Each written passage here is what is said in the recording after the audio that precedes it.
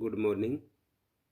Model paper माध्यमिक शिक्षा कक्षा 10 हिंदी का जो बोर्ड में पेपर आता है उसको आपको कैसे लिखना है, मैं आपको एक पेपर के माध्यम से हल करके वो बताने का प्रयास करूंगा। आप लोग इस टाइप से लिखते हैं तो आप अच्छे अंक ले सकते हैं। आप बहुत सारी छोटी छोटी गलतियां कर जाते हैं, आपको कैसे उसका वो करना चाहिए। और फिर दूसरी बात है कि इसको आप पढ़ोगे तो हो सकता है इसमें से भी आपका बहुत कुछ हिस्सा आपके बोर्ड पेपर में आ जाए, इसे ध्यान से पढ़ें। माध्यमिक परीक्षा कक्षा 10 हिंदी, समय 3.25 घंटे और पूर्णांक 80 का होगा। परीक्षार्थियों के लिए समान निर्देश है। एक परीक्षार्थी सर्वप्रथम अपने प्रश्न पत्र पर नामांक अनिवार्यता लिख ले। उसका ये बेनिफिट होता है कि अपना पेपर दूसरे के पास नहीं जाए। दूसरा, सभी प्रश्न हल करने अनिवार्य है। सभी प्रश्नों का उत्तर दी गई उत्तर पुस्तिका में ही लिखें। जिन प्रश्नों के आंतरिक उत्तर खंड हैं उन सभी प्रश्नों के उत्तर एक साथ ही लिखें। प्रश्नों का उत्तर लिखने से पूर्व प्रश्न का क्रमांक अवश्य लिखें और प्रश्न संख्या 17, 18, 19, 20, 21, 22, 23 में आंतरिक विकल्प हैं। दूसरी बात ये ध्यान रखें कि आप कभी भी पेपर में अपने उत्तर वगैरह नहीं लिखें। उससे क्या है कि आने वाली जो चेक इन है वो आपको और उसमें जो ड्यूटी लगा रही है उन दोनों को बहुत कुछ कह सकती है और उनकी वजह से आपको काफ़ी सुनना भी पड़ सकता है। परीक्षा के समय आपका दिमाग थोड़ा अव्यवस्थित हो सकता है, तो इसलिए इन सारी चीज़ों से भाई अध्यापक की नज़रों में भी नहीं गिरे, आपको भी टीम आकर कुछ नहीं कहते हो। इन बातों को ध्यान रखते हुए पेपर पर कभी कुछ नहीं लिखे रोल नंबर के अलावा। खंड है प्रश्न 1, निम्नलिखित अपठित गद्यांश को पढ़कर पूछे गए प्रश्नों के उत्तर लिखिए। प्रश्न संख्या 1 से 5 तक। तुलसी का काव्य लोक संस्कृति का अभिन्न अंग बन गया है। उनके नाम के साथ कोई पंथ नहीं जुड़ा है। रामचरितमानस को लोकप्रिय बनाने के लिए कोई संघबद्ध प्रयास नहीं किया गया। अपने आप मिथिला के गांव से लेकर मालवे की भूमि तक जनता ने इस ग्रंथ को अपनाया। करोड़ों हिंदी भाषियों के लिए धर्म ग्रंथ, नीति ग्रंथ, काव्य ग्रंथ यदि कोई है तो रामचरितमानस है। इसका एक अप्रत्यक्ष सामाजिक फल ये हुआ कि हिंदी भाषी जनता को संगठित करने में, उसमें जातीय एकता का भाव उत्पन्न करने में रामचरितमानस की अपूर्ण भूमिका रही है। आश्चर्य की बात है कि जिन जनपदों में, गांवों में तुलसी और सूर्य की रचनाओं का पाठ शताब्दियों से होता रहा है, उनके कुछ अभिनव नेता और बुद्धिजीवी अपने को हिंदी भाषी क्षेत्र से अलग मानते हैं। भक्ति आंदोलन और तुलसी काव्य का राष्ट्रीय महत्व यह है कि उनसे भारतीय जनता की भावात्मक एकता दृढ़ हुई है। इसमें से प्रश्न 1 है, उपयुक्त गद्यांश का उचित शीर्षक। इसका देखो, पाठ तुलसी से संबंधित है तो तुलसी के काव्य की उपयोगिता। दूसरा, करोड़ों हिंदी भाषियों के लिए धर्म ग्रंथ, नीति ग्रंथ, काव्य ग्रंथ है, क्या है? रामचरितमानस। तीसरा, रामचरितमानस की अपूर्व भूमिका क्या रही है? जातीय एकता का भाव उत्पन्न करने में। 4, गांवों में तुलसी और सूर्य की रचनाओं का पाठ होता है शताब्दियों से। 5, भक्ति आंदोलन और तुलसी काव्य का राष्ट्रीय महत्व है कि भारतीय जनता की भावात्मक एकता दृढ़ हुई। ये आप इस टाइप से अपने उत्तरों को लिख दें। 1, 2, 3, 4, 5। पहले में ब है, दूसरे में द है, तीसरे में ए, चौथे में स, पांचवें में ए। निम्नलिखित अपठित काव्यांश को पढ़कर पूछे गए प्रश्नों के उत्तर लिखिए। प्रश्न संख्या 6 से 10 तक। प्रभु जी तुम चंदन हम पानी, जाकी अंग अंग वास समानी। प्रभु जी तुम घन बन हम मोरा, जैसे चितवत चंद चकोरा। प्रभु जी तुम दीपक हम बाती, जाकी जोत बरे दिन राती। प्रभु जी तुम मोती हम धागा, जैसे सोने मिलत सुहागा। प्रभु जी तुम स्वामी हम दासा, ऐसी भक्ति करे रे दासा। उपयुक्त काव्यांश का उचित शीर्षक है रैदास का समर्पण भाव। प्रश्न 7, रैदास ने भगवान को चंदन कहकर स्वयं को क्या कहा है? पानी। बरे शब्द का अर्थ होता है जलती है। प्रश्न 9, उपयुक्त काव्यांश में कवि रैदास ने ईश्वर के किस रूप का वर्णन किया है? निराकार रूप का। ऐसे ही है। 10, सोने पे सुहागा होना मुहावरे का अर्थ है प्रथम वस्तु में द्वितीय वस्तु का अधिक महत्व होना। इसके इस टाइप से आप इसके उत्तर लिख दें। 6, 7, 8, 9, 10। 6 में ए, 7 में बे है, 8 में से, 9 में ए और 10 में ए। इस टाइप से लिख दिया। प्रश्न 11, प्रसूत शब्द का अर्थ है उत्पन्न। 12, देहाती दुनिया उपन्यास से लिया गया है माता का आंचल। 11, 12 का इस टाइप से कर दिया। अब निम्नांकित रिक्त स्थानों की पूर्ति कीजिए। 1, भाववाचक संज्ञा की रचना मुख्यतः खाली जगह प्रकार के शब्द से होती है, भावबोधक।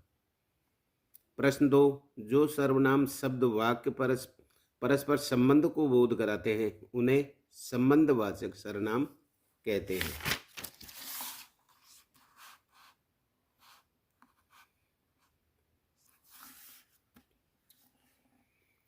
विशेषण शब्द का संज्ञा या सर्वनाम की विशेषता बताते। विशेषण शब्द संज्ञा या सर्वनाम की विशेषता बताते। 4, अव्यय या अविकारी शब्दों के मुख्य 4 भेद हैं। परीक्षा शब्द में परि उपसर्ग है। वे प्रत्यक्ष जो संज्ञा शब्द के अंत में जुड़ते हैं उन्हें तद्वित प्रत्यय कहते हैं। प्रश्न 3, निम्नलिखित अति लघुरात्मक प्रश्नों के उत्तर लगभग 20 शब्दों में लिखिए। एक एक नंबर के हैं, इनको आप। प्रश्न 1, उज्ज्वल शब्द का संधि विच्छेद। उत प्लस ज्वल। प्लस 2, समास शब्द की परिभाषा। 2 या 2 से अधिक शब्दों के परस्पर मेल को या योग को समास कहते हैं, जैसे विद्या का मंदिर, विद्या मंदिर। मन में चक्री होना मुहावरे का अर्थ है, मन में चक्री होना का अर्थ है भटकन होना। प्रश्न 4, आगे कुआ पीछे खाई लोकोक्ति का वाक्य प्रयोग कीजिए।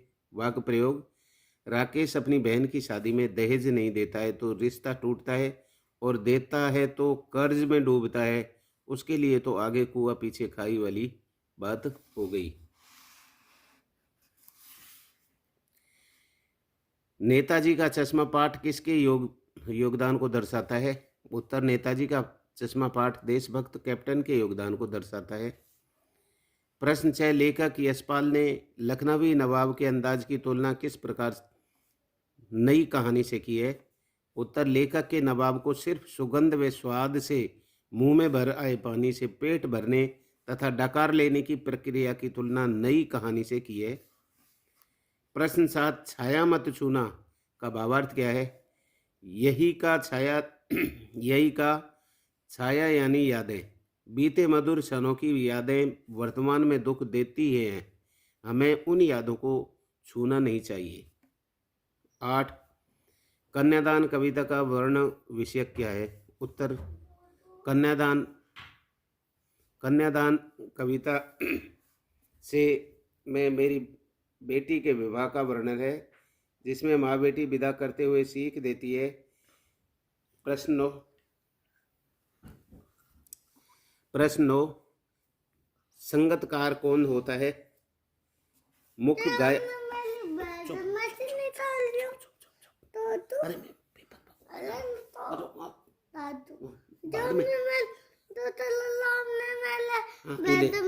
ये मैं दूसरा है बेटा, ठीक है, ठीक है।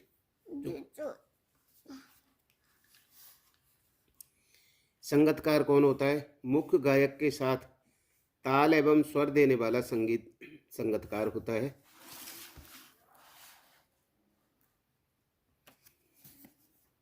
10, स्त्री शिक्षा के विरोधी कुतर्कों का खंडन। निबंध का मूल विषय क्या है? इस निबंध का मूल विषय स्त्री शिक्षा को बढ़ाना तथा शिक्षा के अर्थकारी स्वरूप को प्रकट करना है। 11, माता का अंचल पाठ में किसका चित्रण किया है? उत्तर, माता का अंचल पाठ में माता की ममता, पिता का दुलार, बचपन की रुचियां अरुचियों का स्वाभाविक वर्णन किया गया है। प्रश्न 12, नाक मान सम्मान व प्रतिष्ठा का द्योतक है, पाठ में आधार पर समझाइए।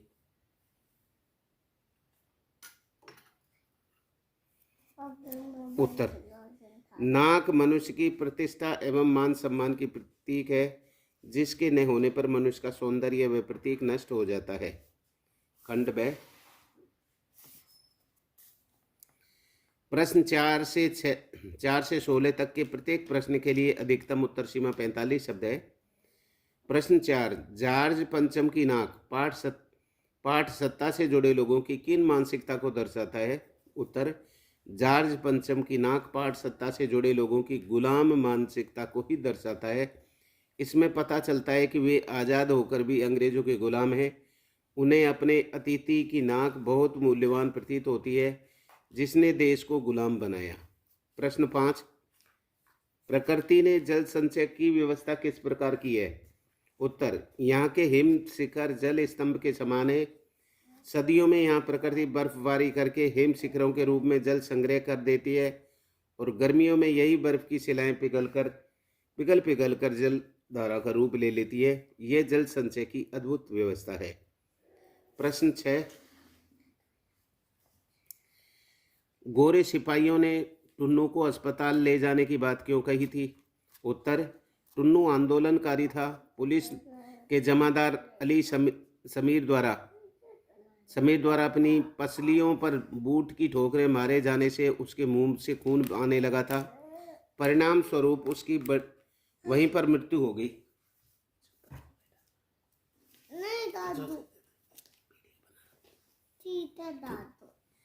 पास में खड़े गोरे सैनिक ने उसके अस्पताल ले जाने की बात कही थी, क्योंकि उसकी मौत की खबर से भीड़ भड़क सकती थी।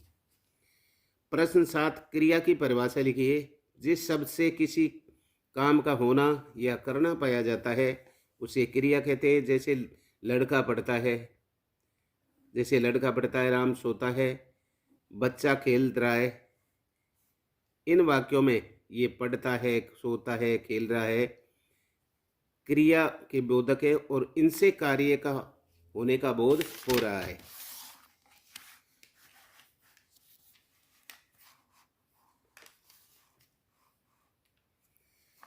प्रश्न 8, गोपियों द्वारा उद्धव को भाग्यवान कहने से क्या व्यंग निहित है? उत्तर, गोपियों द्वारा उद्धव को भाग्यवान कहने का यह व्यंग था कि वे दिखावे के लिए उनकी प्रशंसा कर रही थी, किंतु वास्तव में वे कहना चाहती थी कि तुम अभागे हो, क्योंकि तुमने न प्रेम का अनुभव किया, न प्रेम को जाना और न किसी को अपना सके। इसके लिए तुमसे बड़ा अभागा कौन होगा? प्रश्न 9, महावीर प्रसाद द्विवेदी के निबंध उनकी दूरगामी और खुली सोच का परिचय है कैसे? द्विवेदी जी का दृष्टिकोण समाज सुधार से पूरित था। उनके काल में स्त्रियों की शिक्षा पर ध्यान नहीं दिया जाता था, उन्हें घर के कामों में सीमित रखा जाता था। पुरुष वर्ग का अपना ही महत्व था, इसलिए स्त्रियों पर मनमाने अत्याचार होते थे। द्विवेदी जी इन अत्याचारों के विरोधी थे, इसलिए उन्होंने स्त्री शिक्षा की। हम दोनों खेलते हैं ना। हाँ, बाद में खेलेंगे।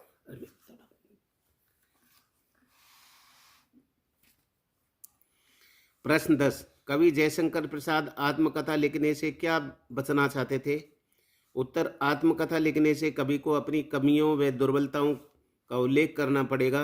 वही आत्मकथा लिखने से उनकी पुरानी यादें ताज़ा हो जाएंगी, जिससे आत्मकथा पढ़ने वाले उनके बारे में भी जान जाएंगे और कवि उपवास एवं योग का पात्र बन जाएगा।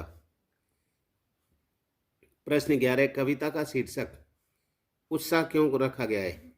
इस कविता का शीर्षक उत्साह इसलिए रखा गया है क्योंकि यह बादलों की गर्जना और उमड़ घुमड़ से मेल खाता है। बादलों में भीषण गति होती है, उसी से वे धरती की तपन को हर कर उसे शीतलता प्रदान करते हैं। कवि ऐसी ही गति, ऐसी ही भावना और क्रांतिकारिणी शक्ति की आकांक्षा रखता है। प्रश्न 12, हालदार साहब को मूर्ति के सामने से गुजरने पर उसमें क्या अंतर दिखाई देता है, क्यों? उत्तर, हलदार साहब की मूर्ति के सामने से गुजरने पर हर बार मूर्ति पर लगे चश्मे के फ्रेम में बदल जाने का अंतर दिखाई पड़ता था, क्योंकि कैप्टन अपने ग्राहक की पसंद पर लगे फ्रेम को बदलकर अन्य फ्रेम वाले चश्मे को लगा देता था। प्रश्न 13, आपके विचार से बुल्के ने भारत आने का मन क्यों बनाया? उत्तर, हमारे विचार से बुल्के ने भारत आने का मन इसलिए बनाया होगा क्योंकि उन्होंने भारतीय संस्कृति एवं आध्यात्मिकता के संबंध में सुना होगा। इसी से उनके मन में भारत के प्रति अपार श्रद्धा और आदर जागा। इसके साथ ही वे यहाँ रहकर भारतीय संस्कृति और हिंदी भाषा से परिचित होना चाहते थे। उन्होंने अपने धर्मगुरु से संन्यास लेते हुए भी यही शर्त रखी थी कि उन्हें भारत जाने दिया जाए। प्रश्न 14, प्राचीन काल में भारत में नारी शिक्षा का प्रचलन था। इस संबंध में लेखक द्वारा दिए गए प्रमाणों को लिखिए। प्राचीन काल में स्त्री शिक्षा प्रचलन के संबंध में अनेक प्रमाण दिए गए हैं। उनमें से पहला प्रमाण यह है कि गार्गी ने शास्त्रार्थ में बड़े बड़े ब्रह्मवादियों को थोड़ी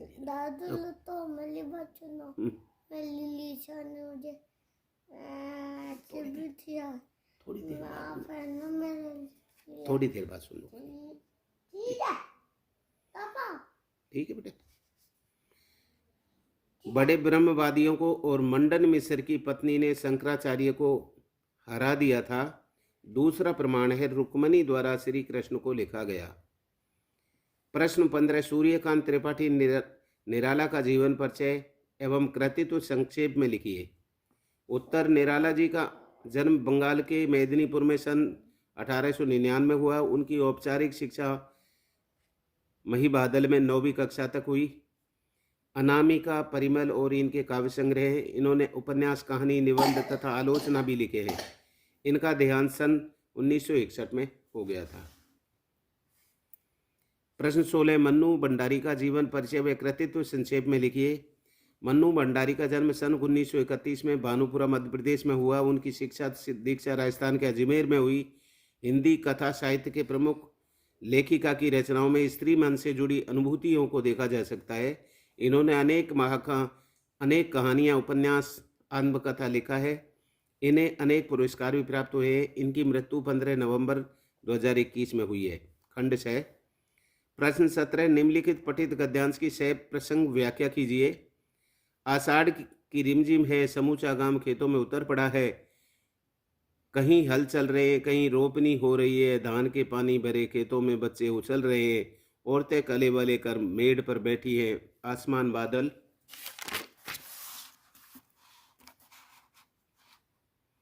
आसमान बादल में से गिराए, धूप का नाम नहीं है। ठंडी पुरवाई चल रही है। ऐसे ही समय आपके कानों में एक स्वर तरंग झंकार सी कर उठी। यह क्या है? यह कौन है? यह पूछना नहीं पड़ेगा कि बाल गोविंद भगत समूचा शरीर कीचड़ में लिथड़े अपने खेत में रोपनी कर रहे हैं। उनकी अंगली एक एक धान के पौधे को पंक्तिबद्ध खेत में बिठा रही है। उसका कंठ एक एक शब्द को संगीत के जीने पर चढ़ाकर कुछ को ऊपर स्वर्ग की ओर भेज रहा है और कुछ को इस पृथ्वी की मिट्टी में खड़े लोगों के कानों की ओर। अथवा नवाब साहब ने सैतरचना आंखों के नमक मिर्च के संयोग से चमकती खीरे की फांकों की ओर देखा। खिड़की के बाहर देखकर दीर्घ निश्वास लिया। खीरे की एक फांक उठाकर होठों तक ले गए। फांक को सूंघा, स्वाद के आनंद में पल के मूंद गई। मुंह में पानी भराए, पानी का घूंट गले में उतर गया। तब नवाब साहब ने फांक की खिड़की से बाहर छोड़ दिया। नवाब साहब खीरे की फांक को नाक के पास ले जाकर वासना से रसास्वादन कर खिड़की के बाहर फेंकते गए। इसका उत्तर है प्रसंग प्रस्तुत अवतरण लेखक रामवृक्ष वेनीपुरी द्वारा लिखित रेखांकित बाल गोविंद भगत से लिया गया है। इसमें लेखक बाल गोविंद के खेती करते हुए गीत के स्वर की महत्ता बता रहे हैं। व्याख्या लेखक ने बाल गोविंद भगत के रेखाचित्र में बताया कि आषाढ़ का महीना था और धीमे धीमे बारिश हो रही थी। समस्त गांव धान रोपने के लिए खेतों में ही मौजूद थे। कहीं हल चल रहे थे तो कहीं धान रोपनी चल रही थी। पानी से भरे खेतों में बच्चे उछल रहे थे। औरतें अपना कलेबा नाश्ता लेकर मिट्टी की बाड़ पर बैठी खा रही हैं। आकाश में चारों तरफ बादल घिरे हुए हैं।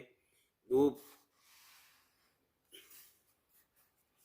धूप दर दर तक की दिखाई दूर दूर तक नहीं दिखाई देती। ठंडी हवाएं चल रही हैं। इसी बीच कानों में एक स्वर लहरी की झंकार पड़ती है। गीत का स्वर सुनकर सब सोचने लगते हैं कि यह क्या है, यह कौन है। लेकिन गांव के लोग जानते हैं कि यह बाल गोविंद का गीत स्वर है। बाल गोविंद भगत समूचा कीचड़ में लिपटे हुए अपने खेत के धान की रोपनी कर रहे थे। उनकी उंगली एक एक धान के पौधे की कतार में खेत में रोप रही थी और उनका कंठ एक एक शब्द को, एक एक स्वर लहरी को संगीत की सीढ़ी पर चढ़ाकर कुछ स्वरों को ऊपर स्वर्ग की ओर भेज रहे थे और कुछ को पृथ्वी की मिट्टी पर खड़े लोगों के कानों की ओर पहुंचा रहे थे। प्रश्न 18, निम्नलिखित पठित गद्यांशों से प्रसंग व्याख्या कीजिए। मन की मन ही मांझ रही, कहिए जाए कौन पे ऊदो, नहीं परत कहीं। अवधि आधार आस आवन की, तन मन बिथा सही। अबिन जोग संदेश सुनि सुनि, बिरहिन बिरह दही। चाहत होती गुहार जित ही थे, उतई दार वही। सूरदा सब धीर धे रही क्यों, मर जादा लही। अथवा छोटे से जीवन की कैसे बड़ी कथाएं आज कहूं, क्या ये अच्छा नहीं कि औरों की सुनता मैं मौन न रहूं। सुनकर क्या तुम भला करोगे मेरी भोली आत्मकथा। अभी समय भी नहीं थकी सोई है मेरी मौन व्यथा। प्रसंग प्रस्तुत पद्यांश भक्त कवि सूरदास द्वारा रचित सूर सागर के भ्रमर गीत प्रसंग से लिया गया है। उद्धव एवं गोपियों के मध्य में कृष्ण के प्रेम को लेकर दिए गए उल्हानों का वर्णन प्रस्तुत है। व्याख्या। सूरदास जी गोपियों की विरह व्यथा को व्यक्त करते हुए उनकी दयनीय दशा को बता रहे हैं। कृष्ण ने योग संदेश गोपियों को देने के लिए तथा उनका प्रेम भूलने के लिए उद्धव को भेजा था। जहां उद्धव को गोपियां कहती हैं कि हमारे मन की बातें हमारे मन में ही रह गई, क्योंकि हम कृष्ण को अपने हृदय का प्रेम व्यक्त कर पाते उससे पहले ही वे हमें छोड़कर चले गए। इसलिए हे उद्धव, अब हम अपनी बातें किससे और कैसे जाकर कहें। अब तक तो हम कृष्ण को आने की आशा थी, इसलिए उनके प्रेम से प्राप्त तन मन की पीड़ा को सहन कर रही थी। लेकिन अब इन योग संदेश को सुन सुन हमें हमारा विरह और जलाने लगा है। अर्थात प्रेम में डूबी गोपियाओं को जब योग धारण करने का संदेश प्राप्त होता है तो वे और अधिक विरह में जलने लगती हैं। गोपियां आगे कहती हैं कि हम अगर चाहती तो आवाज लगाकर कृष्ण को बुलाती और वे इसलिए इस विरह अग्नि को अपनी प्रेम धारा से तत्क्षण ही बुझा देते, अर्थात अपनी प्रेम धारा बहा देते। लेकिन जब श्री कृष्ण ने ही अपनी मर्यादा को त्याग दिया है, तब हम किस प्रकार धैर्य धारण करें। तात्पर्य है कि कृष्ण ने प्रेम में हमसे छल किया है, तो हम अब कैसे शांत रह सकते हैं। प्रश्न 19, उद्धव ज्ञानी थे, नीति की बातें जानते थे। गोपियों के पास ऐसी कौन सी शक्ति थी जो उनके वाक चातुर्य में मुखरित हो उठी।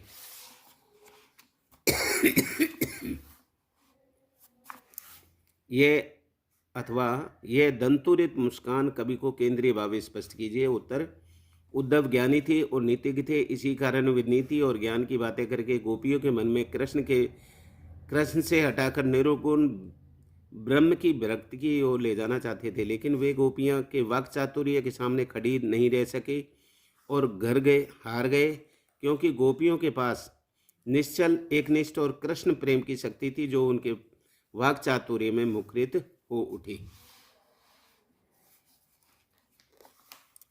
प्रश्न 20, बाल गोविंद भक्त की साधु क्यों कहा गया, विस्तार से वर्णन कीजिए। अथवा स्त्री शिक्षा के विरोधी कुतर्कों का खंडन नामक निबंध का स्पष्ट कीजिए।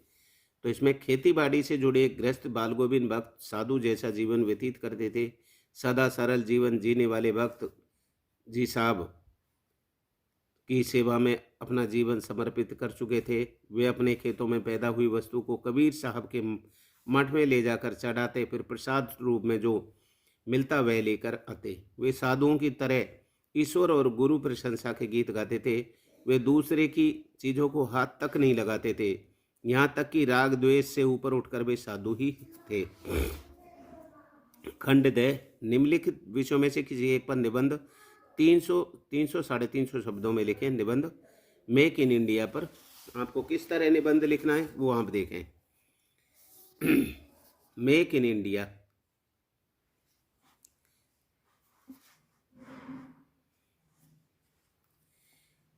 मेक इन इंडिया संकेत बिंदु 1। मेक इन इंडिया का आरंभ और उद्देश्य। मेक इन इंडिया का शुभारंभ माननीय प्रधानमंत्री श्री नरेंद्र जी मोदी के द्वारा 25 सितंबर 2014 को नई दिल्ली के विज्ञान भवन में किया गया था। इस योजना का मुख्य उद्देश्य यही है कि लोगों द्वारा रोजमर्रा के जीवन में उपयोग में किए जाने वाले सामान का निर्माण इंडिया में ही हो। इस योजना का सबको समझाने के लिए औद्योगिक क्रांति व विकास विभाग द्वारा 29 दिसंबर 2014 को एक वर्कशॉप आयोजित की गई। दूसरा है मेक इंडिया स्वदेशी उद्योग के फायदे। मेक इंडिया अभियान की मदद से बहुत से बेरोजगार युवाओं को रोजगार मिल रहा है। इसी वजह से देश का विकास हो रहा है। इस अभियान की सहायता से अपना देश भारत जल्दी अन्य विकसित देशों की सूची में होगा। इस अभियान से भारत में जोर शोर से कई निवेशकों को विनिर्माण, वस्त्र, ऑटोमोबाइल उत्पादन,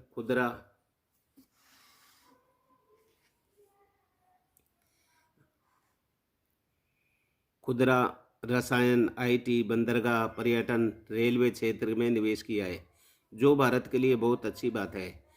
इससे देश की अर्थव्यवस्था में सुधार और विकास होगा। तीसरा पॉइंट है मेक इन इंडिया का make in India campaign. Make in India campaign में जन जन तक पहुंचाने के लिए 13 फरवरी 2016 को मुंबई में make in India week event मनाया गया था। यहाँ 2500 अंतर्राष्ट्रीय व 8000 राष्ट्रीय कंपनियों ने हिस्सा लिया था। मेक इन इंडिया की तर्क पर महाराष्ट्र सरकार ने मेक इन महाराष्ट्र कैंपेन शुरू किया। इसका उद्देश्य मेक इन इंडिया को और आगे बढ़ाना था, जिससे अर्थव्यवस्था में सुधार हो सके। चौथा पॉइंट है उपसंहार। यह योजना भारत को एक विकसित देश बनाने में बहुत ही बेहतरीन पहल साबित होगी। भारत सरकार मेक इन इंडिया को सही मार्ग देने की अपनी पूरी कोशिश कर रही है। इसमें हमें भी अपना सहयोग देना चाहिए। मेक इन इंडिया युवा शक्ति का आईना है। प्रश्न 22। आप राजकीय उच्च माध्यमिक विद्यालय अर्णव नगर के सुरेश हैं। आपके विद्यालय के पुस्तकालय में बाल उपयोगी पुस्तक मंगवाने हेतु प्रधानाध्यापक को एक प्रार्थना पत्र लिखिए। तो ये उत्तर सेवा में श्रीमान प्रधानाचार्य महोदय, राजकीय उच्च माध्यमिक विद्यालय अर्णव नगर, विषय पुस्तकालय में बाल उपयोगी पुस्तकें मंगवाने हेतु। मान्यवर सविनय निवेदन है कि हमारे विद्यालय के विशाल पुस्तकालय में अनेक विषयों से संबंधित पुस्तकों का अपार भंडार है, लेकिन विद्यालय के पुस्तकालय में बालोपयोगी पुस्तकों का सर्वथा अभाव है।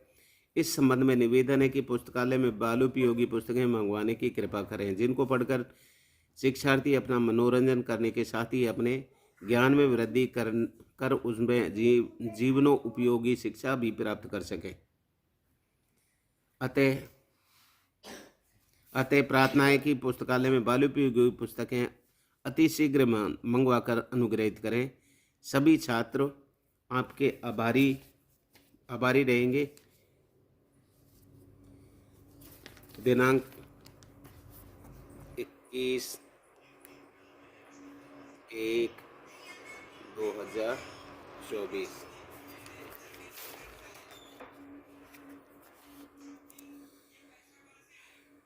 दिनांक प्रार्थी सुरेश कुमार, कक्षा 10।